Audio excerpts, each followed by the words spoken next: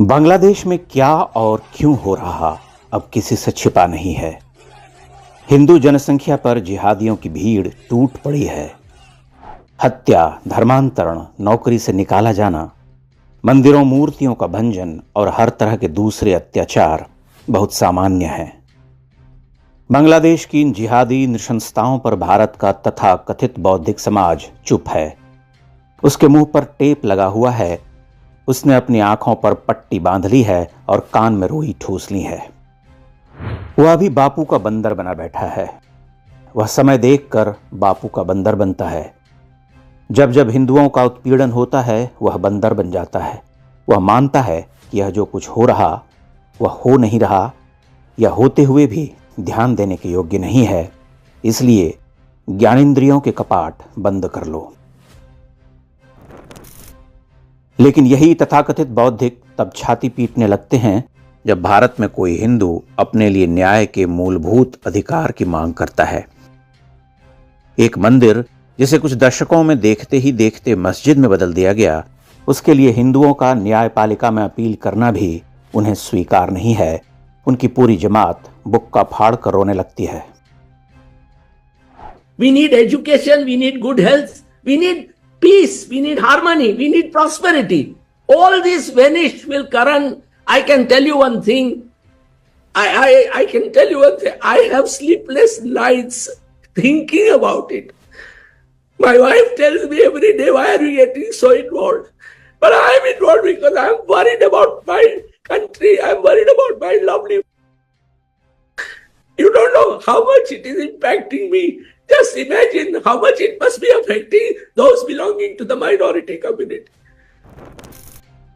कभी कोई अल्पसंख्यक कथित रूप से उनके अनुसार शिकार हो जाए तब उनका लेखकीय मीटर चल पड़ता है।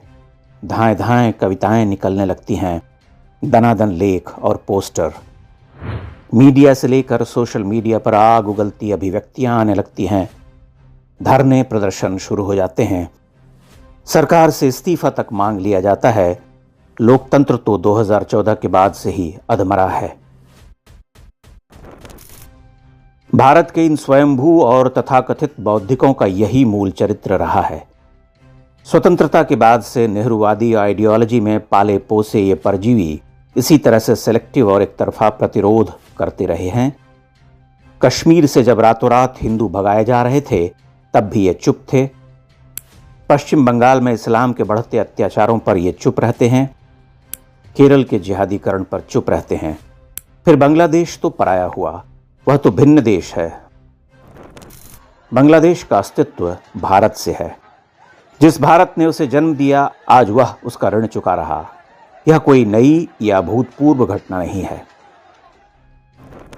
पाकिस्तान भी उसी मानसिकता की पैदाइश था। जिन्ना साहब ने बड़े अरमान से बनाया था। पाकिस्तान में हिंदू साफ होने के निकट हैं। समझिए कि हाथी निकल चुका है, बस पूंछ रह गई है। अफगानिस्तान से 100% सफाया हो चुका है। बांग्लादेश में अभी संघर्ष चल रहा। 1971 में 22% से आज 7% हो चुकी जनसंख्या अपने अस्तित्व के लिए लड़ रही, लेकिन कब तक लड़ेगी? जहां शत्रु चिन्हित हों वहां संघर्ष किया जा सकता है, लेकिन जहां हर आस्तीन में सांप हो वहां कौन लड़े और किससे लड़े? क्योंकि अंततः तो ईमान वालों को अपने ही रास्ते पर चलना है, वही रास्ता जिस पर वह पिछले 1400 वर्षों से चला आ रहा। उस रास्ते पर काफिर को तो मरना ही होता है। आज बांग्लादेश में जो हो रहा उसे कैसे रोका जा सकता है? एक तो वह स्थानीय सरकार के कठोर निर्णयों से कुछ हद तक नियंत्रित हो सकता है। दूसरे, अंतर्राष्ट्रीय दबाव का प्रभाव पड़ सकता है। तीसरे, बौद्धिक खेमा उसे प्रभावित कर सकता है। चौथे, भारत के सीधे दखल से। चौथा विकल्प सबसे कठिन और दूरगामी है। अन्य 3 विकल्प आसान हैं। ऐसे समय में बौद्धिकों का प्रतिरोध महत्वपूर्ण हो जाता है। लेकिन भारत के तथाकथित बौद्धिक चुप हैं। विश्व से छिटपुट आवाजें उठती हैं जो लगभग अनसुनी रह जाती हैं। भारतीय बौद्धिकों का यह चरित्र समझ से परे है। इस पर हमारी सोचने समझने की शक्ति काम नहीं करती। हिंदू धर्म के पर्व त्योहारों, रीतियों, नीतियों पर जमकर उपदेश और ज्ञान देने वाले इन विद्वानों को हर जिहादी नरसंहार पर सांप सूंघ जाता है। बांग्लादेश पाकिस्तान के नक्शे कदम पर चल रहा, उसके लिए वह महाजनोयेन गतः स्वपंथा ही है। उसके लिए भारत अंततः एक काफिर देश है और पाकिस्तान उसका सगा।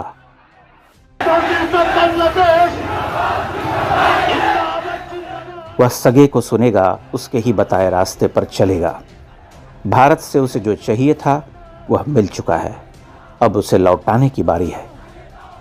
इतिहास साक्षी है कि हर ईमान वाला अपना ऋण इसी तरह उतारा करता है।